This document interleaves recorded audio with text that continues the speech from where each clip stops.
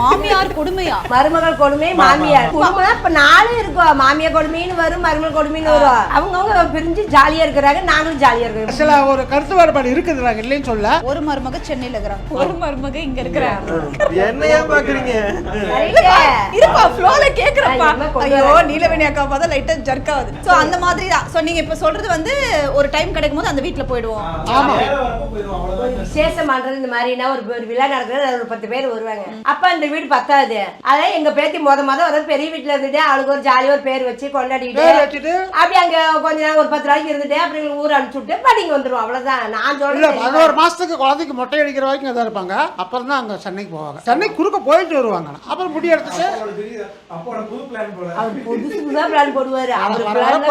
அப்புறமேட்டு முடி எடுத்து இங்க இருக்கிற வரைக்கும் இருந்துட்டு அப்புறம் அங்க சென்னையில ஒரு வீடு கட்டுறீங்க. சென்னைக்கு ஊர் பையன் கட்டுவாங்க. நாம கட்டுறது. நான் சென்னையில தாங்க இருக்கேன்.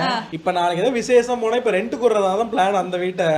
நாளைக்கு எங்களுக்கு ஏதாவது இப்ப அப்பா அம்மா தனியா இருக்கிறாங்கல்ல, அவங்களுக்கு இங்க அக்கம் பக்கம் இல்ல ரிலேட்டிவ் இருக்காங்க, போறதுக்கு வரதுக்கு கரெக்டா இருக்கும். நாளைக்கு நான் பர்மனண்டா சென்னையில இருந்து வேலையை காலி பண்ணிட்டு இங்க வந்தாலோ, தம்பிக்கு எல்லாம் அவனுக்கும் அவன் ஒய்ஃப்க்கு இல்ல வேலை செட் ஆகல இங்க வந்தாலோ, ஒரே வீட்டுக்கு நம்ம எல்லாம் இருக்கணும்னு ஃபைனலா பிளான் பண்ணாம மறுபடியும் அங்க மூவ் ஆயிருவோம். அதுதான் ஒன்லைன் சிம்பிள். இதுதான். ஏன்னா இப்ப அம்மாவும் அப்பாவும் தனியா இருக்கிறதுனால வீட்டை மேனேஜ் பண்ண முடியல. அம்மாவால அக்கா பேர் வீட்டை தனியா மேனேஜ் பண்ண முடியல. இடுப்பு கழண்டு போச்சு.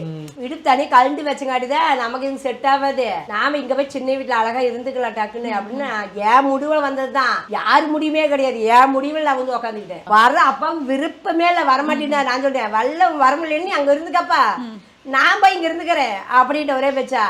அப்புறம் தலை போல வாழ் வந்துதானே ஆகணும். ஆனா என்ன நடந்து தெரியுமாமா? நான் ஏன் இப்ப வந்து தெரியுமா, நீலவேணி குடும்பம் பிரிந்து விட்டதா அப்படின்னு ஒரு டைட்டில் போட்டு எல்லா தம்ப்நெயில்ல டக்கு டக்குன்னு அடிக்கிறான். உங்க யூடியூபே 1 மில்லியன் நினைக்கிறேன், கரெக்டா?